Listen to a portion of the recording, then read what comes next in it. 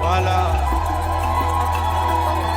Est-ce qu'on peut pousser des cris de joie encore pour Jésus?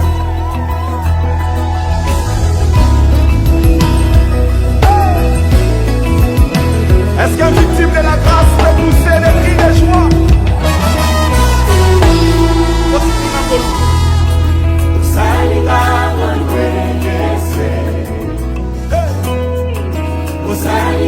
Merci beaucoup, Balandi Bazolanda Bisso partout dans le monde.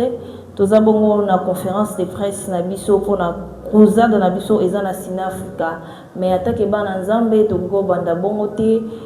Avant tout ça la prière, de inviter bongo pasteur Blaise pour la conférence de presse na Bisso. Nous demandons que le Saint-Esprit nous accompagne et c'est le moment qui nous donne la sagesse, l'intelligence pour arriver à l'objectif et à la détermination de ces programmes. Que tout le monde soit infiniment béni et élevé à ce moment pour la gloire de notre Seigneur Jésus-Christ. Amen. Amen. Oui, merci beaucoup. Conférence de presse na biso eza bongo kolantima na ba chaîne o eza ya VGS TV, Moïse Vision Télévision, NKTV Show, EMB Pro. Eza bongo kolanda na ba chaîne wana nyoso soko koti okuta conférence de presse na biso ezanga molobeli na bino journaliste NK toza bongo na ba crusade na biso bato nyoso bayebi na Sinafrique ezo eza samedi dimanche. Oye campagne bon na papa na biso évêque Léandre na présenté mais yé moko aza mieux placé à cause de présenter na ba partout bazolanda biso shalom papa shalom à l'international NK na micro papa pas rouge shalom l'international NK merci papa na bande ko bolanda biso balingi maye ba bongo se présenter kombo na yo avant to kutana ka mususu merci beaucoup kombo na Léandre Gracia moko ya bana Nzambe moko pe na kati ya contribution mpona kosala na Nzambe bote ya sango malamu ya nkolo Yesu. Merci beaucoup. Azabongo ye moko te azabongo na directeur paza pembeni directeur zora déjà micro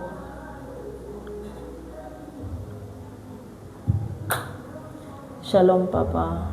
Shalom maman. Ngo présenter na bazolanda biso bayeba nga na lobi directeur bayeba kombo directeur ya wapi toza bongo tozomona de logo na ba na affiche na biso tozomona Molebi tozomona Léandre ministre ngo expliquer biso en tant que directeur. Merci. Nazali pour présenter biso comme on les amis Daniel Koshima de Moussa. Naza moko na ba Nzambe. Benga directeur oui, mais Naza président. Groupe ya LM. OK. Naza président na groupe ya LM. Oui. Oyo leader mo ezali bongo avec les yangs de grâce. Lelo le monde logo liboso na biso, c'est que cela veut dire tout ça musala moko oyo tozali produit na groupe ya Molebi production. Merci. Nous sommes à LM, nous avons produit et pas il y a groupe ya Molebi production. Yépe Molebi, maman Molebi, Aza visionnaire Molebi, Aza peut faire part na kati ya groupe ya LM parce qu'il y a étudiante na kati ya groupe ya LM. OK. Merci. Merci beaucoup papa. To suki bongo te to moni na suka toza bongo na maman Lilian productrice pardon ya fondation na biso ya Molebi. Shalom maman. Maman bandeko bazolanda biso balinga bongo bayeba o se présenter kombo na eza nani pe ba moni na mesa balinga bayeba ovandi wana en tant que qui. Merci beaucoup. Naza maman bien prophétise bien Zaina. So azali productrice ya Molebi production. Et azali présidente ya kati ya équipe ya ba maman na LM. OK. Merci beaucoup. Tout abongo to bandi mon conférence de presse na biso j'espère que boyoki batutu baza na mesa toza na grande crusade na biso ezali 2 jours samedi et puis dimanche pardon o ezana grand thème na biso tozolobela ezali Jésus Christ da Bible grand thème na biso ya Rwanda. J'espère qu'il y a déjà dans la salle déjà tant qui déjà time bo bana déjà bo sera déjà ba question pour évêque azawana pour na ko répondre maman Bibiane azawana président Zaliana président azana président bino mo webi soki président Zandé ezala président pazawana bo ça déjà ba question ya kotuna toza bongo na ba chaîne mais tozo lingi to bingisa chaîne ya liboso o eza awa pour la question o yaza nango VGL TV soko ko le ka pour na question pour na kozala na biso.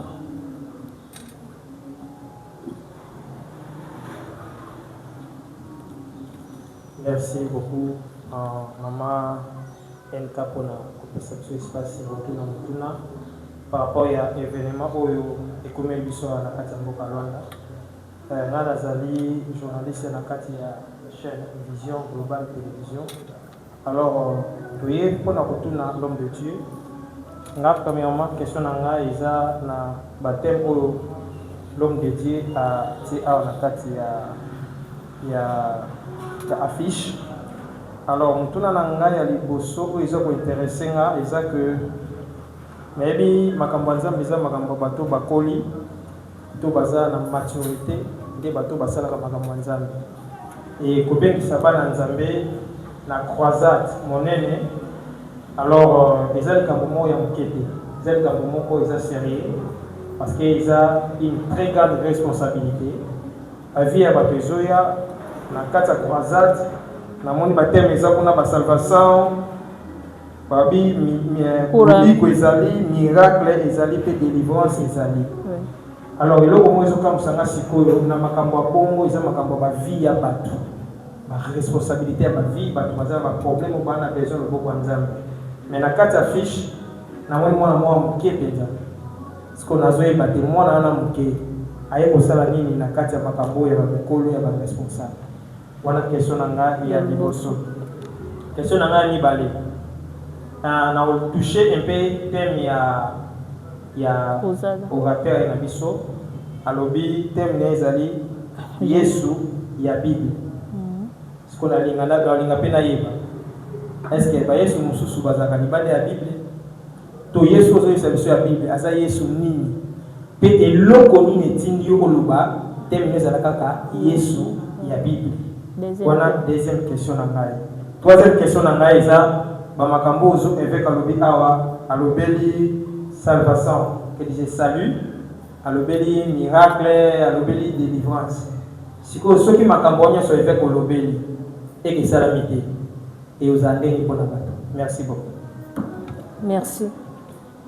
On est là pour évêque et moi.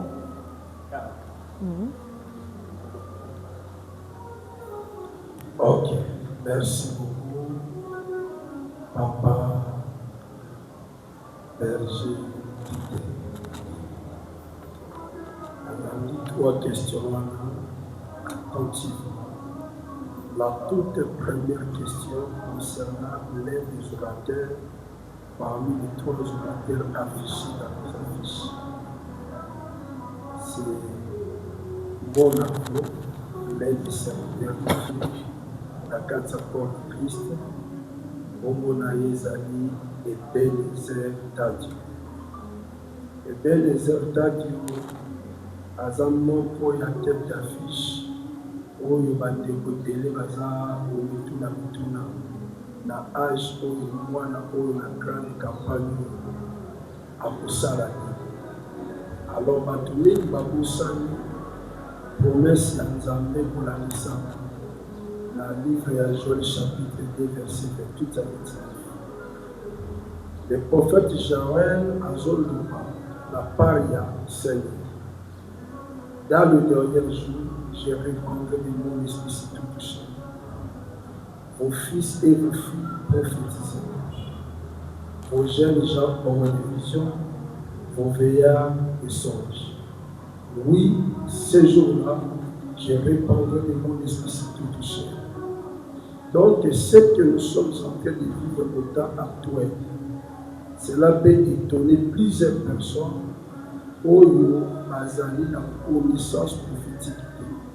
Mais biso oyo toza na connaissance prophétique, oyebi ke notre bien-aimé Ebenezer Tadio aza moko ya réponse ya prophétie ya Joël 2008 na yango wana Nzambe atelemisi ye mpo ateya sango malamu le 28 pe le 1er mars na kati ya Ciné Africa. Donc la première question, je dirais que choix porté epai ya Ebenezer eza seulement disposition prophétique ya Joël 28. Donc azali promis ya prophétie ya accomplissement oyo ya Joël 28. Et bato nyonso tu bakoya bakomona eza ma liboso te mwana wana telema te ya sango malamu mais ateyaka deja sango malamu mpe aza lelo kwa Nzambe katikati na ye e bato bakomona nguya molimo santu kosala na nzela ya mwana wana mpe bakotatolaki molimo na Nzambe aponaka motu mpola ntina na souveraineté na ye. Na deuxième question, on a mis ça dans 3 questions. Oh, le berger Peter Moyo Atouli. La ligne à répondre d'abord par rapport à la question concernant le thème. Je crois, la 4 où nous avons des personnes portant les noms.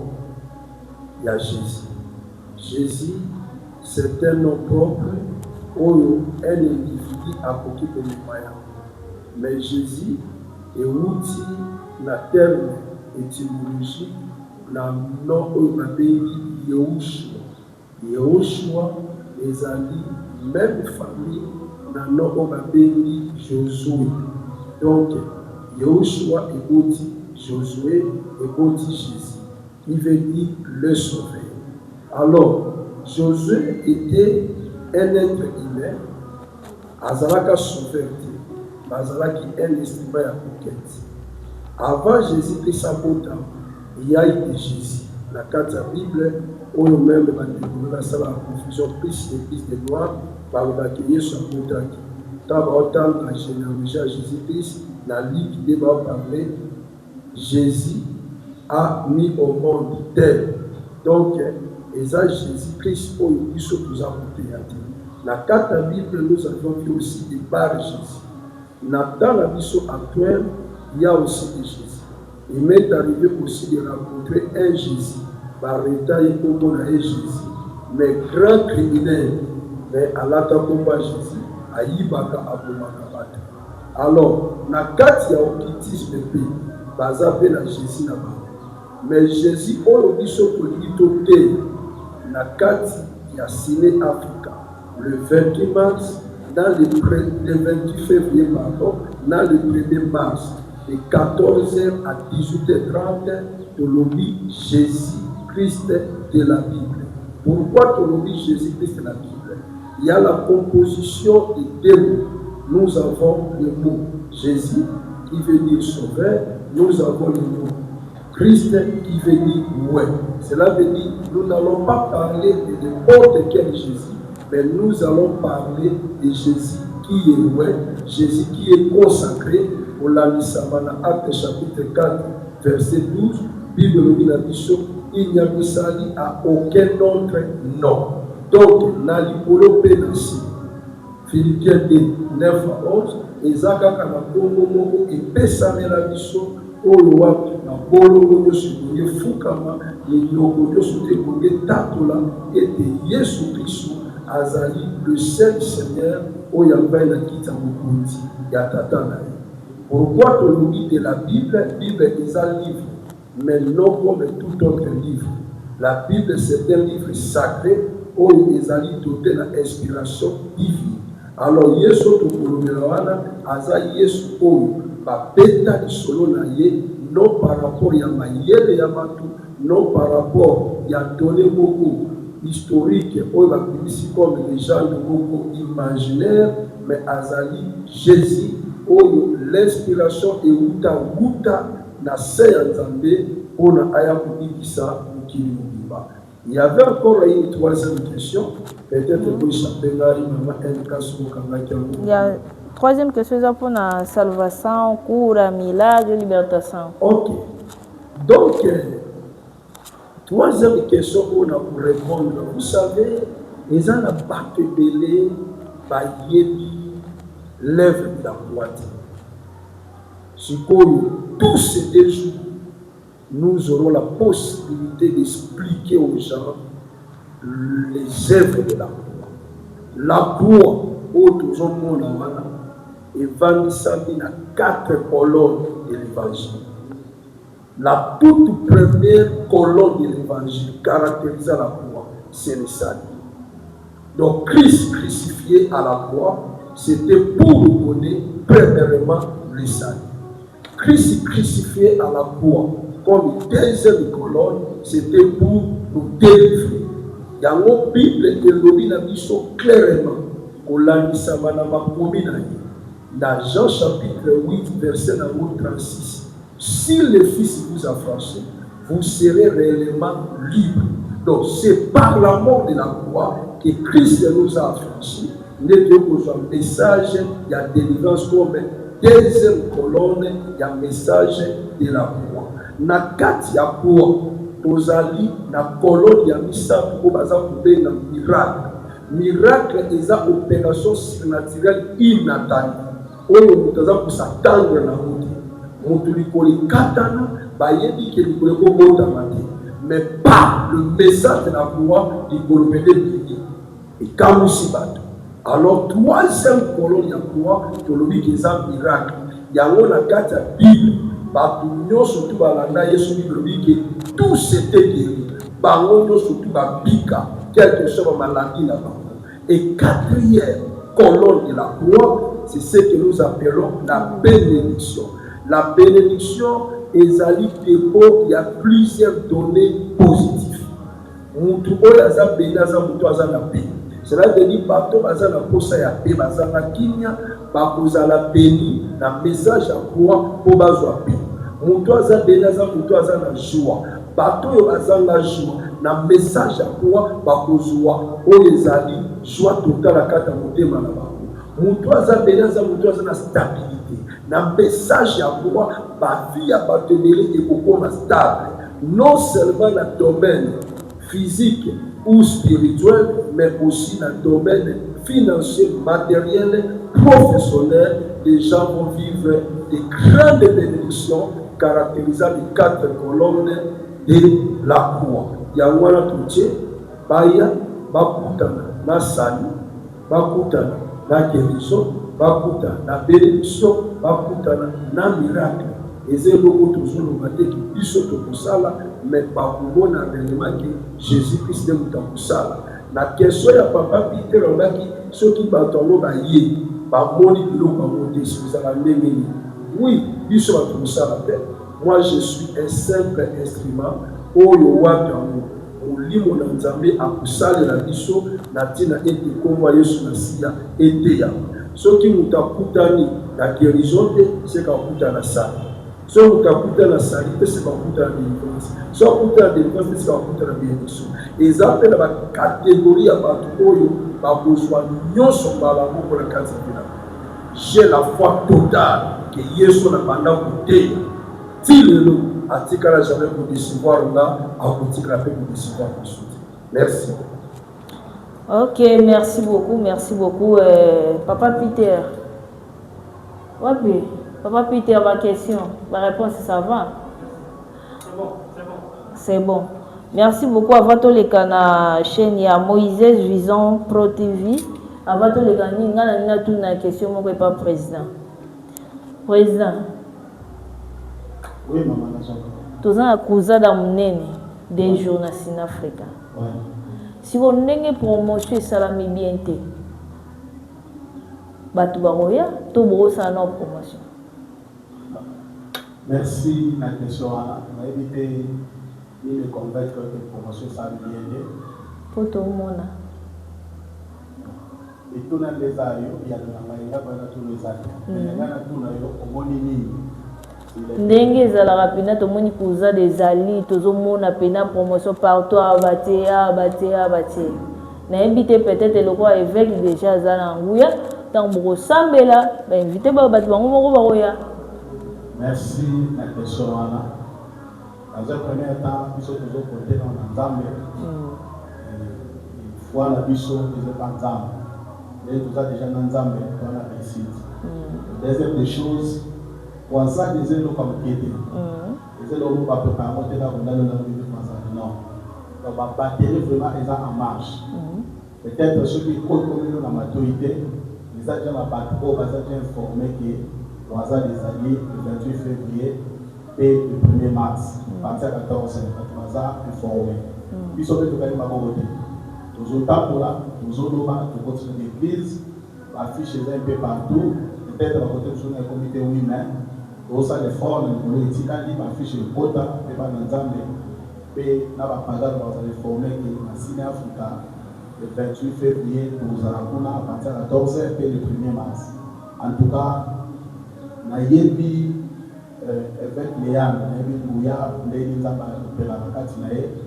mais nous avons confiance et pas en Zambé, et nous avons confiance et pas public dans les autres missions. Nous avons bien en Zambé, et nous avons beaucoup plus de pagans pour avoir mérité. Et si on a vu ce que vous avez fait, vous voyez, à bon mot de en tout cas, ils ont l'argent immense pour la mission. Donc, vous avez bien en Zambé, vous avez bien en pagans, n'a pas bandi, n'a pas de connaissances, n'a pas de loba, ils ont pas de boîte de banque, n'a pas de mappé la balabala. Basi, je vais la paix pour moi. Donc, c'est presque ça. Ok, merci beaucoup. Nga question mama Bibien si mama tozo benga bongo chaîne episode ya Moïse Vision TV.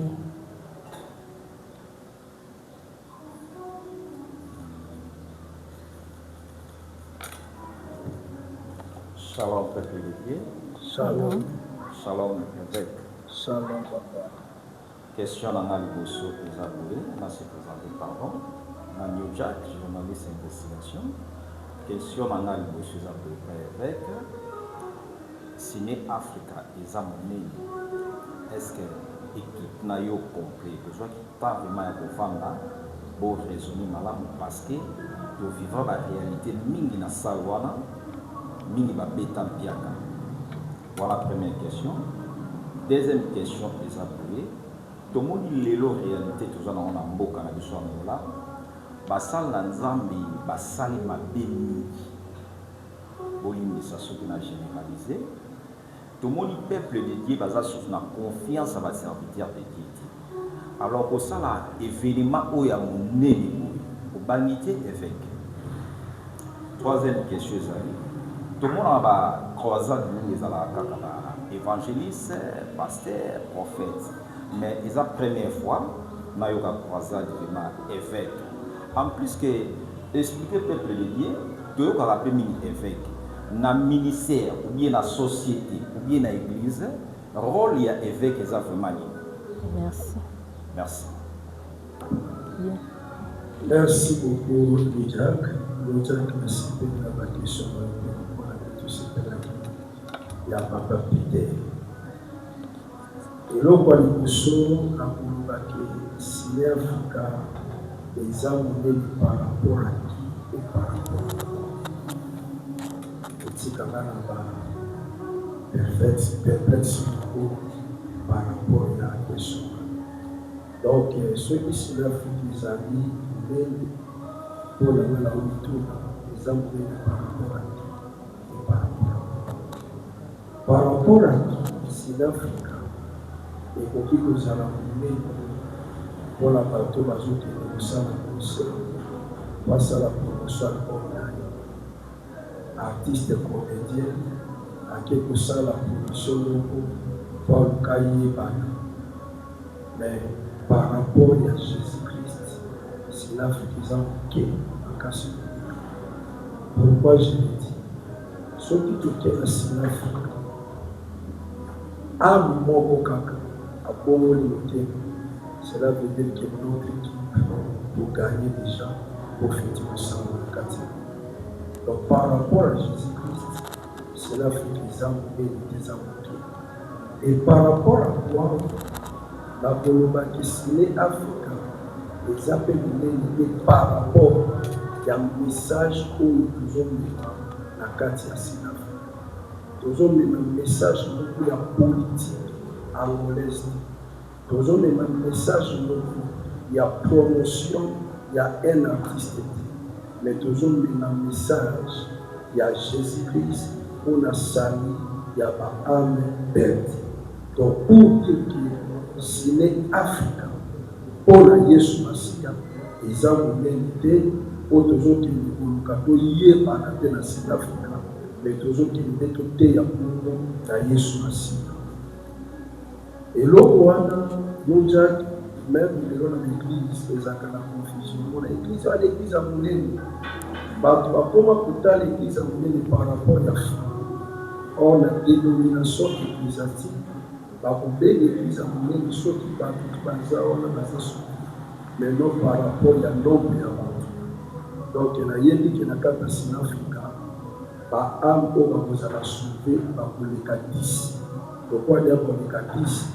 Pour gagner déjà par une mission. Dans la question, il y a eu parlé.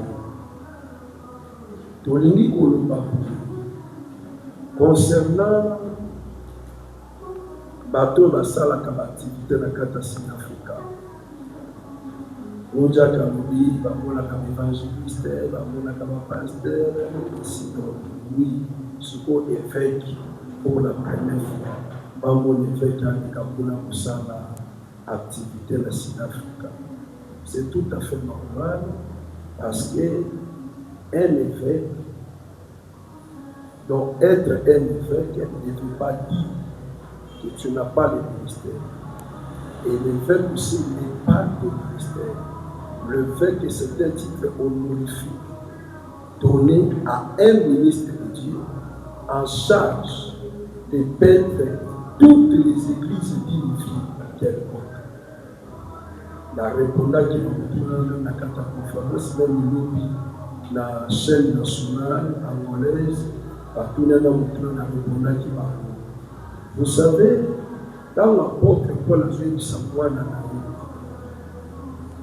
concernant Isa Ojaïda, c'est lui l'évêque de Ojaïda. Donc, ils ont titre honorifique pour assumer la responsabilité de paître l'Église en général, mais en ministère. Donc, l'ayant de l'Église, ça peut ajouter dans la carte de Sud-Afrique. C'est d'abord un ministre de Dieu, à part d'être un enfant de Dieu. J'ai le ministère évangélique, où il va donner un amour, mais en dehors de l'amour, il va faire le ministère apostolique, il va faire le ministère prophétique, il va faire doctorat, il va faire pastorat. Mais dans le cadre de la qualification ministérielle, je suis un évangéliste établi dans l'église comme ici. Donc, titre, voilà, pour la première fois l'affiche, et qui est pour ça la couleur, mais en cachette, c'était l'évangéliste d'Azoké de la Katia, Sud-Africa. Et puis, par rapport à la vie et les mots à Salanzé Bassali, ceux qui toujours parlent de pour ne pas affronter la réalité. Oui, Babi à Salanzé me bandit de notre papa. La carte de tout le monde judaïsme. Implanter la carte Israël, la sacrificateur qui a possible méconduit la vie à ma paix de telle sorte offrande royale pas nzambe bazo boto na mona makasi bazo zwa basi na makasi bazo coucher na bango na hôtel. Donc connu de tout le monde, les fils il y a Élie les juges, nous avions vu ça bazo ça la bêtise na carte hôtel. Mais malgré nous avons suscité le jeune Samuel pour nous apporter un message clair et amener un nouveau courant. Et peuple, qui toujours la confiance et pas en Zambie. Les lots, même si la Jésus Sala, il y a est découragé, il sauter pour la monter à sa mandat. Du jour au jour, nous Jack, et ça la patrouille, pour la mité, pour l'église, pour la Bossam et la Zambie.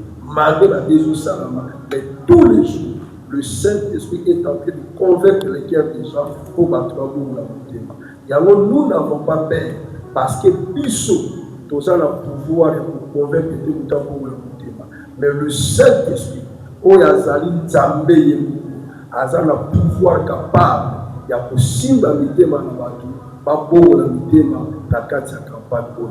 Donc nous avons confiance totale et pas dans Nzambe, et je crois que vous serez là, vous ne serez pas ici dans makambo salama na kati ya Sine Afrique. Merci. Ok, merci beaucoup. Évêque, il y a une question répondant qui Papa Peter Liboso, Zangi Sagelo Moro et Chance Nazo Kuma Awa. Alobaki boye na ndingoti awa Nzambe na kati ya Bible. O expliquer biso ezaka na Nzambe mususu ezaka libanda à part oyo te Nzambe à part Nzambe na Bible. Nzambe mususu ya libanda zali. Na répondaki déjà la question là par rapport à nom Jésus-Christ de la Bible. La pesa exemple avant Yesu akuta il y a eu de Jésus dans la Bible. Après Jésus il y a aussi de Jésus. Même dans le temps actuel il y a eu de Jésus. Mais Jésus wana bazaba Jésus non inspiré, bazaba Jésus non ouais, bazaba Jésus non de sauveur, bazaba Jésus non consacré. Mais le Jésus que nous allons parler, c'est le Jésus dont le sauveur qui est ouais, il est consacré, c'est lui le sauveur de l'humanité, et puis son nom est cité dans la Bible par l'inspiration divine. Et pas inaïe, délivrance Ezali, salut Ezali, miracle Ezali, bénédiction Ezali. Il est différent na Jésus oyo bato bazosala na kati ya New Age, parce que na kati ya New Age ils ont aussi leur Jésus par rapport à principe ya mouvement international ya New Age oyo eza moko ya ba art instrument ya maître du monde babenga les Illuminati. Mpona bango Jésus aza principe cosmique prononce toute la philosophie. Donc aza un être humain mais aza principe oyo bazotatola ye na kati ya philosophie ya courant nyonso tu ya monde oyo aza na possibilité ya kopesa solution. Mais pas la biso, nous connaissons que notre Jésus-Christ de la Bible, c'est lui le sauveur de l'humanité et c'est lui qui est sûrement élevé de tout nom et de tout Seigneur. Il est le seul capable de transformer la vie d'une personne. Ok, merci beaucoup. Question à la salle.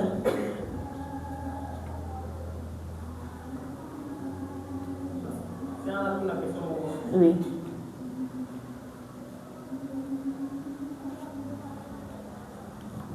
Merci pour la deuxième fois. Évêque, na évité ndenge vous avez organisé croisade pour aider ces gars belé. Est-ce que ceux qui disent par exemple accident ou salami to accident ou salami ni nous vous organisez to souhaiter la tête mais imprévu pesant. Comment la gana kata full boye mutu moko akoyi appliquer crise étouffement pour les questions dans le bosso musu na raisonner ce que so par exemple si l'Afrique tourne tellement ti est débordé auto tsabatu des athées et sans ndenge mo voilà si vous avez bon ça n'est pour la batouana pour musika on a soki admettons que est arrivé qui est pleinement boye débordé pour voter à Jésus de la Bible il est sur un tabac plein un tabac full mort donc tout non imaginé donc nous voilà Jésus aux appels souvent il va plein vos appels si vous avez va plein wana n'habitez na organisation pour plein de na mo pe maman ça me pandi na zo battre maman fandi des années il va voilà parce que le lien vous a pour na pour maman et maman pour ça merci beaucoup. Merci beaucoup, Berger Peter, merci. D'abord, dans la carte de Sud-Africa, nous avions disposé, où nous avions pris des plaisirs. Il y en a compte, il y a des dérogatives. Côté à Pombero, on a tout finalisé. Côté à police, donc côté à la sécurité, donc données médicales et aux alawana, au cas où étouffer salam, en tout cas, bateau va s'occuper de la bateau à la Mazali. On a organisé le coup la bateau. Disposition sécuritaire, protocolaire, nous surtout déjà bien planifié. Mais je sais que on a là qui est ici l'Afrique. Na bana na vision pour Kassina. Ça, je vous franchement. Oui, ok. Quand partout. Sinafrika. Donc, Buka Sinafrika, ils ont le langage qu'on a appris ça dans la biso. Ils ont le langage qu'on paye. Si on a vu Buka Sinafrika, cela veut dire que ceux qui ont été ça dans la Kibula, quand nous sommes venus dans Sinafrika, Buka l'a dit. Mais puis ce que là, toujours qui est Buka Sinafrika, tout là qui s'en va pas gagner. Que Jésus-Christ est la plus grande star dans le cas où on a. Donc, on a beaucoup de Jésus de Kotoba, de Kotan, ça ne va pas gagner. Que Bissot va chrétien, que vous avez payé la carte en Kotoba. Et que vous avez un mot à dire la carte en Kotoba. Vous savez, les raisons pour l'église, les amants qui ont pris la conscience, les amants qui payent la unité. Les lots églises, ils sont capables de bénir ça, de débuter la Katamboka. L'église, ils sont capables de bénir ça, de débuter la Katamboka. Si 100% va quitter un Boka, vous allez prendre compte que l'église de Jésus-Christ doit occuper 90%.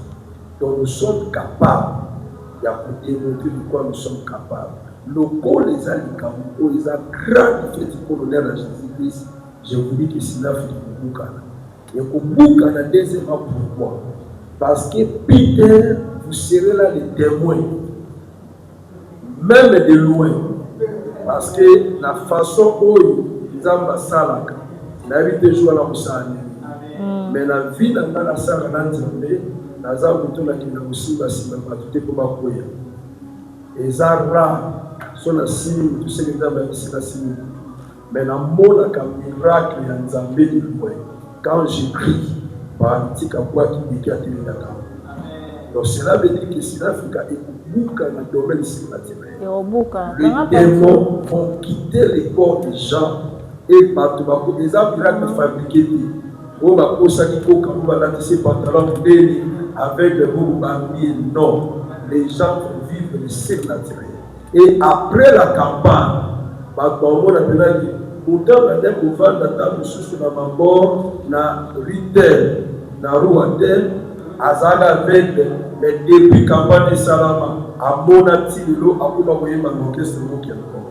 Donc, nous ne savons pas ce que Dieu va faire, mais nous croyons, comme nous allons élever le nom de Jésus-Christ, la réussite est déjà totale. Donc, côté Wana, Boban Manabilité. Je vois oui, maman présidente de la femme gagnante a préparé le président pour lui accompagner. Si vous avez tout baboyana, baboya, babomena. Si vous avez le miracle. Si vous avez rassasié, vous allez déborder le miracle. Ils vont commencer à glorifier le nom de Jésus. Et à part ça, il y aura tant de surprises. Pour garder ce frère, vous allez vivre tant de surprises pour la gloire de Jésus-Christ. Merci beaucoup. Avant d'azongisa Moïse Visant, Maman Bibiane, tout le monde est en conférence à maman avec un PC Maputa, moi déjà, ils ont Maputa, ou ils ont Léandre ministre Maputa, on a Pesaki. Yango to la tango na Sinafrika to eza bobombi yango pona makambo su sezo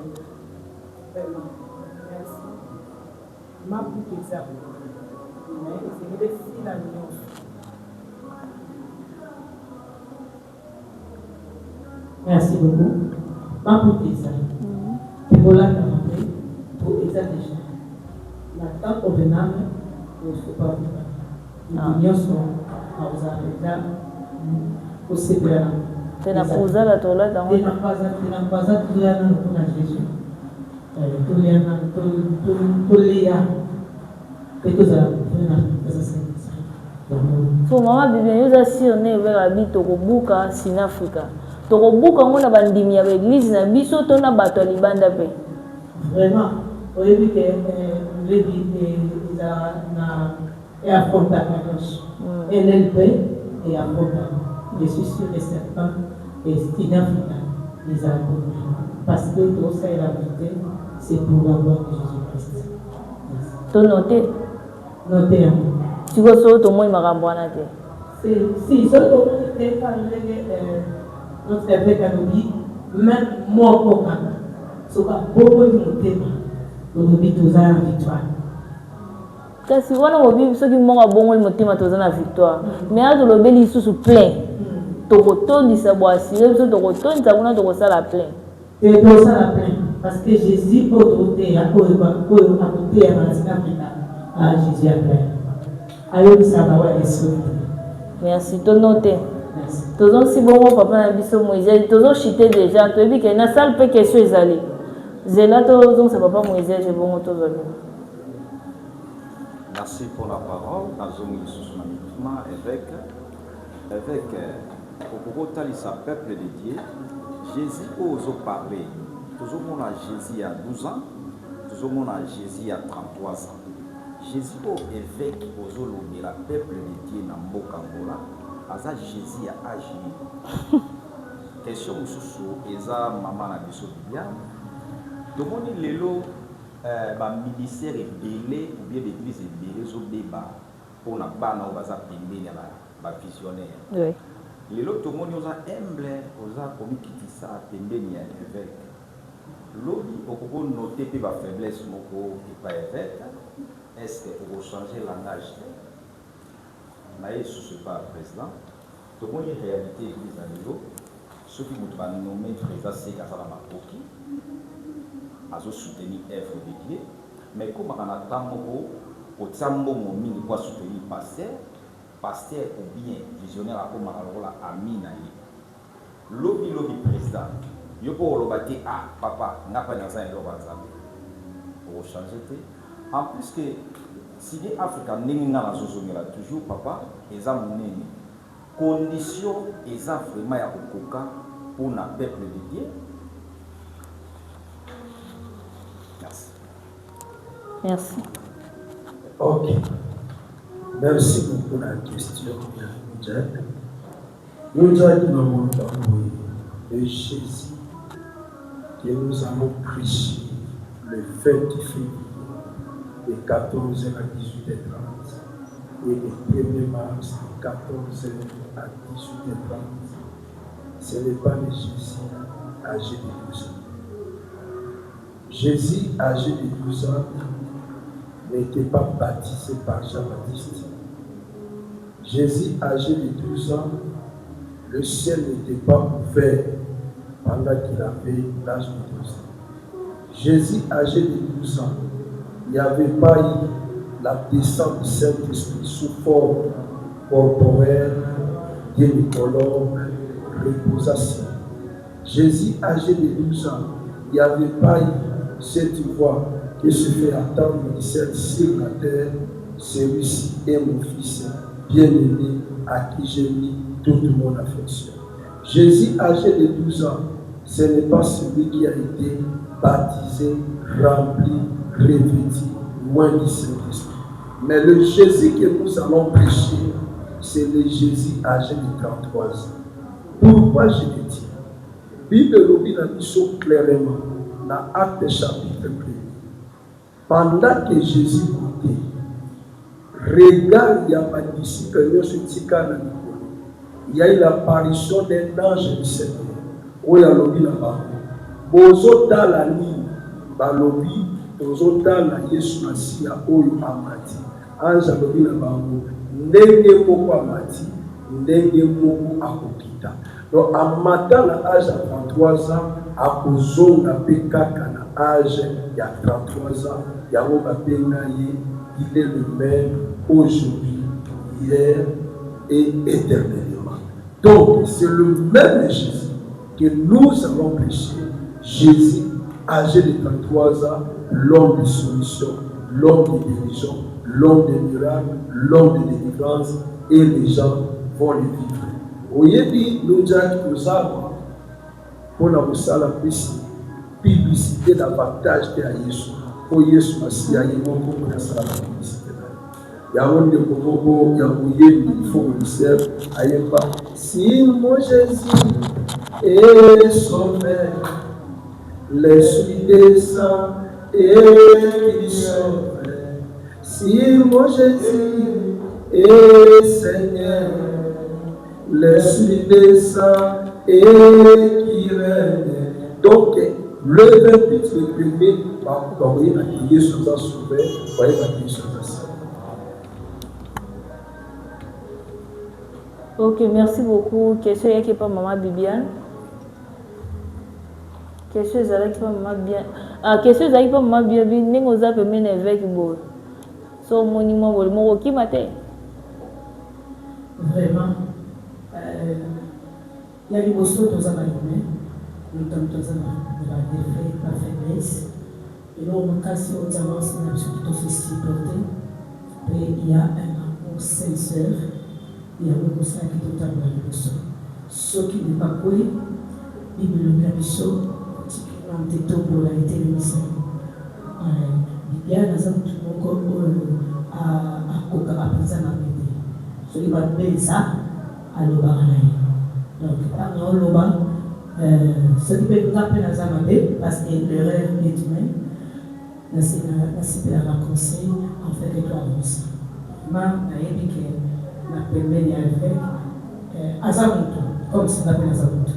Donc, nous sommes tous, ils ont basé l'amour du Christ.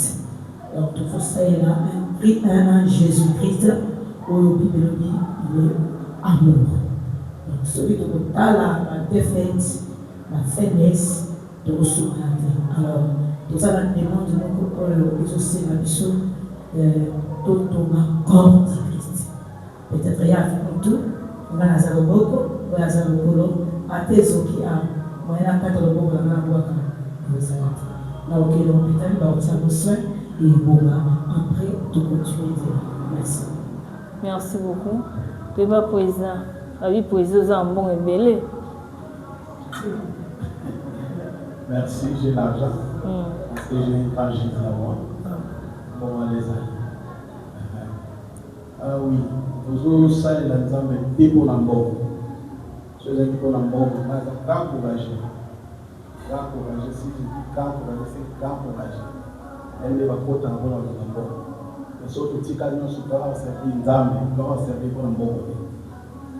Alors, tout c'est l'amour, mais tout c'est la Jésus. Papa, tout ça, ça permet la mission, c'est notre encadreur, on va conserver la mission. Nous allons dans la kin, dans le ministère de la mission. Les lots, le corrigeant des rêves qui est par rapport à l'ensemble de la colonne. C'est lui qui nomme. Donc, on a la présidente, on a la présidente, non. Dans l'autre, il n'y a pas de temps de l'autre côté. Vous allez appeler, vous vendez la naïe, vous soulez la naïe, vous tapez la naïe. Vous pouvez pas avoir des décisions, on a fait tout ça, la naïe. Mais il y a des choses qui sont très ok, non, avec comme son président. Autant vous en avez. Avec la naïe, sur la naïe. Puis, si vous faites tout l'an d'un bon côté, mais tout l'an d'un des cagots, ils ont quatre naïe, puis, si vous faites tout le temps, parce que chemin, ça vous naïe. Vous avez un secret de yébi, le temps de qui. Pas beaucoup de Koloba, de comprendre que tout est bien amené. Alors, si je vous encadré, si je vous encadré, tu vas dire que vous avez ça. Là, c'est pas le bacal. Là, je dois aller tout ce qui est là. Et vous avez cette chose qui est pour ça, les femmes, vous avez l'église, la ville, vous avez pardon. Pour vous dire, bon, ma bonne va être pour ça. Alors, pas le bazar, on a fait ça. Vous avez soupé dans le thé, c'est comment en tout cas, au lit, ça va. Il y a un peu de d'ailleurs, on a fait un peu ça, la bino pour les bakati. Mais les lois, il y a une tara, il y a une commission de bino. En tout cas, on va maintenant ma liberté. Ma bête a pu ma pauvre fille, merci d'avoir pu nous. Et les lois, n'a pas la plus de vraiment, ils ont pour le bon côté. Donc, nous allons présenter pour vous Christ Jésus. Des missions de Suzanne. Merci. Merci beaucoup. Tout ce qui est une question, moi, on a une salle pour nous toucher parce qu'elle est à discuter. Question, M. Baxem.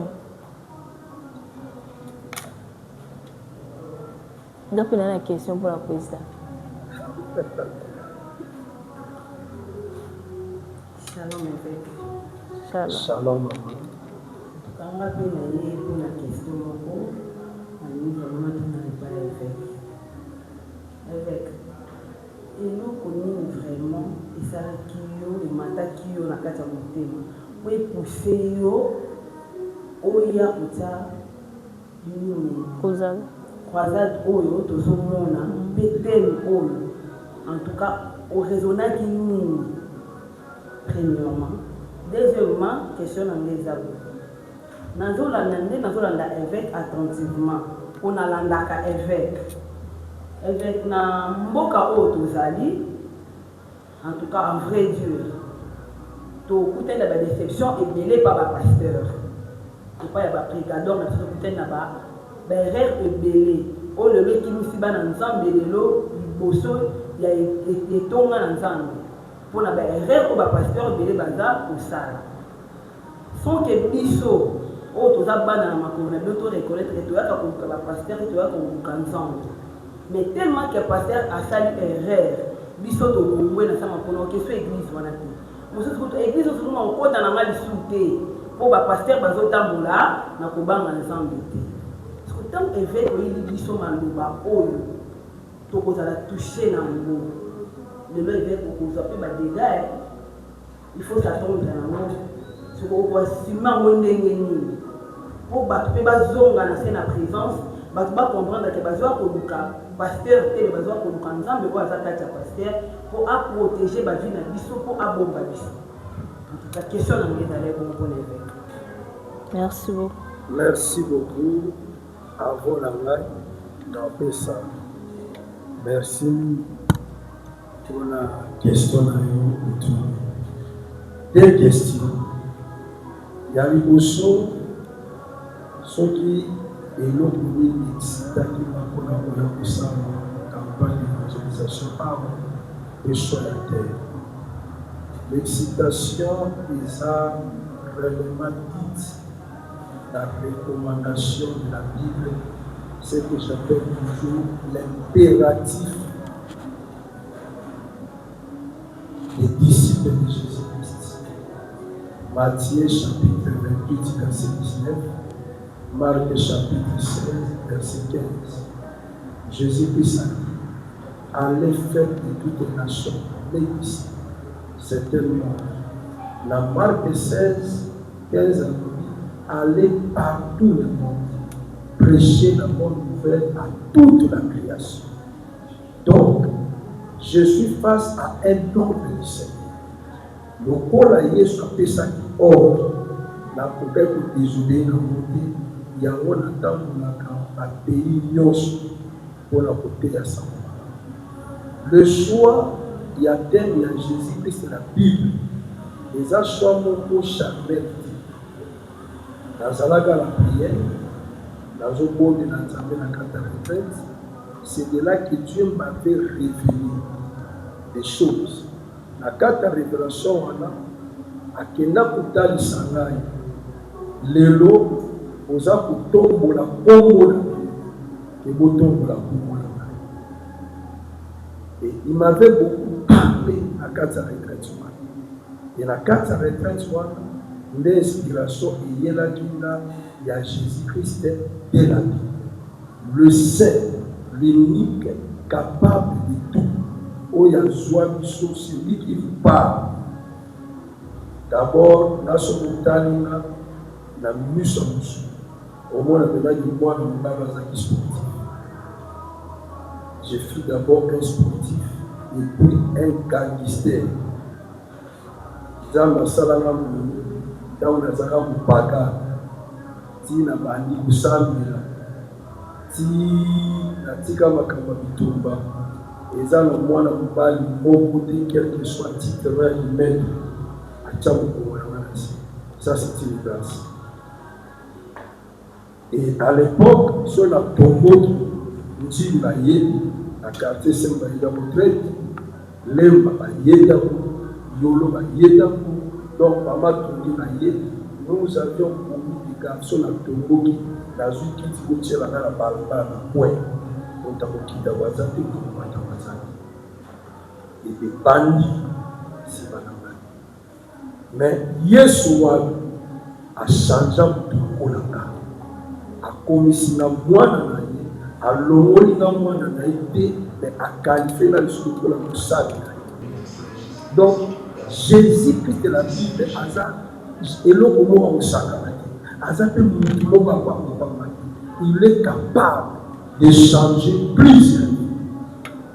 Et dans ma campagne pour la salle, quand on a la conférence de presse, même dans la province, dans la Congo, Brazzaville, dans le pays, la moni a grand bandi en Congo. Mais la campagne a été sur le Congo. Les lots de Sarata. Donc, bateau sous la Kinshasa, ça va y être parlé de ce niveau-là, comment on puisse faire ça. On tient les lignes de ça, c'est tout. Mais le long, qui pouvait faire des choses pareilles? C'est Jésus-Christ, c'est la vie. Donc, Yewana Yeshua, ton métier dans le cadre de où ils ont moqué la mission. Donc, on dit qu'à tête banditisme et maintenant, nous avons la possibilité de changer les cœurs des gens et de ramener leur cœur dans le Seigneur pour le royaume de et ça a bébé. Il y a moi, nous sommes déterminés. Il y a ça par l'ordre. Et deuxièmement, le thème est choisi par l'inspiration. Merci. Merci beaucoup. Tu comme vraiment la fin pour déjà l'équipe qui coûte déjà minute. Oui, tu déjà l'équipe. Mais question mon réseau maintenant pour la présidente, pour la clôturer si tu veux soigner. C'est très important. C'est très important, papa. Maman est. Mais elle dit l'équipe c'est d'ailleurs. Hein? Moko kaka. Président. Oui, maman. Tout le monde causa d'amener, tu es bien na causa d'amener vos arans au télémi sécurité. Nous ta téléma, oya zonga, ce que évêque a peki ça qui yo. Na habité monte mezo salon ndenge nini, ndenge ba ozomona causa da oyo na place la sécurité yo zate. Merci maman, vraiment ça na comprendre peut-être ni pe la ndamaka. Na eli pas pe ba moya. Parce que tout ça est dit, ok, on a sali na armée, et puis la zali nous va ensemble. Donc, on est sportif, quand on peut aller dans le beaucoup de gens, ça m'a fait comme là, ma capote, tu vois, un événement pour passer la vie aux sécurité. L'État a maintenant un système. Alors, les gens là, tout le monde a une amie. Donc, il y a des possible, il y a des donc là, évêque, après ngai, alobi nasa modifié dans sa langue mais nasa toujours na kata organisation. Événement sur ça, à organiser un peu sécurité d'ailleurs. Si la remplacement na nasa na full, na kata sa liwana, frère de so Claude. Na ju pouvoir na nyon sur il est pas sportif, à salir par le Rolanda. Mais il y a zabu no mo qui m'a touché pour le camarade na sécurité. Hier soir, on a encadré mais si on sait la moitié de la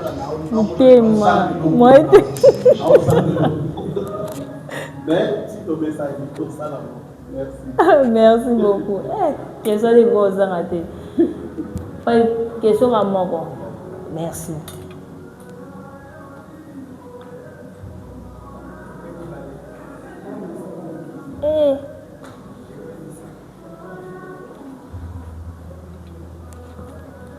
Ok, merci beaucoup. Je me présente le pasteur des Makolo. Ma question est redirectionnée à mon évêque qui est de grâce. Ma question est celle-ci. C'est une question de curiosité.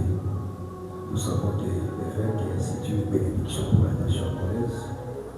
L'évêque a été contribué, il a été notre pasteurs qui sont tout autour de lui.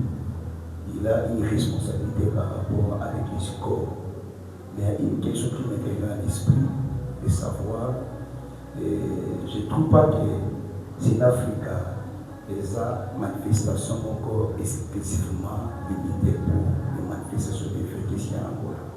Je voudrais savoir quels sont les projets d'avenir ou quels sont les événements où l'évêque a préparé pour la bénédiction de la nation angolaise après Sinafrique. Merci. Merci. la question, c'est pas la place. Mage fou, souvent appelé la vie. Donc, je dirais ceci. Nous sommes ici pour réaliser une grande guérison et des miracles. Alors, Ciné Africa, c'est notre deuxième plan que nous allons réaliser le 28 février et le 1er mars.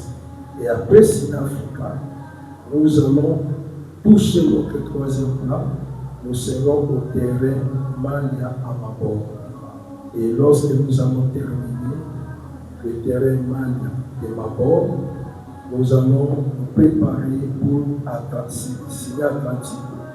Et lorsque nous allons quitter Atlantico, nous allons balancer quelques terrains de la province, de la ville, et après quoi, si Dieu fait grâce, à 2027, nous aurons une très grande campagne d'évangélisation dans notre grand stade Citadella d'Angola.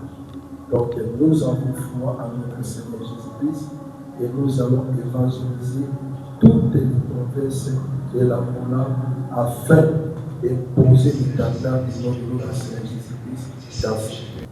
C'est ce que je peux répondre sur cette question. Merci. Ok, merci beaucoup. Tokomi bon on a fait na biso parce que tu débordé na ba chaîne YouTube et 4 est-ce que les 6 minutes et belle vidéo au matate. Donc tu débordé déjà tu comme le pas avec moi il y a circonstance pour na kuza dans na biso et là on nous a un mutu ya pour na koloba na peuple ya Nzambe.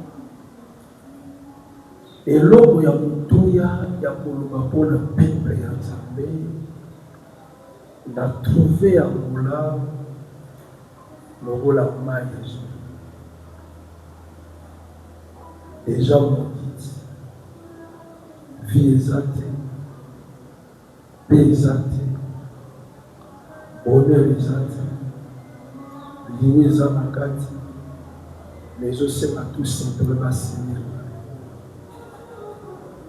Alors il y a eu une longue période où il m'a envoyé à Dieu, à juge, à l'éca.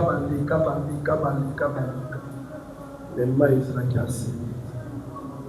Il a fallu qu'il y ait un temps où il y a qui maïs les a saigné par la présence de l'homme de Dieu.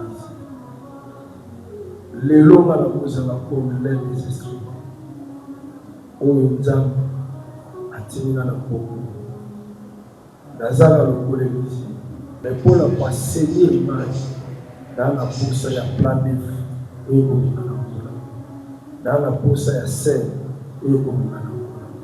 moi j'ai le pouvoir d'enseigner les plans neufs, la scène, il faut du mal. Pour appeler ce mal, possibilité, il n'y a pas saigner l'image. Et lorsque le mal nous a enseigné, par rapport au monde qui vit et porte la carte pour là, l'Iwa est le monde. Vie éternelle et dominer la carte d'église, changement de vie à part, et pour ça, la carte d'église à Angola, et précisément la pays où Angola. Maman, elle, quand vous la terre, je vous dis, Titoko, ma 2027, vous allez sentir un nouveau vent, il y a un réveil, la carte d'Angola. Et puis les gens sauront que je fais partie de l'un des instruments envoyés par le Seigneur afin d'amener une réforme dans l'église de l'Angola. Voilà pourquoi j'invite tous les hommes de Dieu au banda na ba pionnier évangile na mboka o ezala kabisi ezala na yiba ezala na réveil par mouvement charismatique nyonso dans un invité le 28 février, le 1er mars, tout dans la Sud-Afrique. Par la Nzambe nyonso au Bazoka. Vous avez une maladie incurable. Là, nous sommes capables de vous. Révérend Sébastien, nous sommes capables de vous.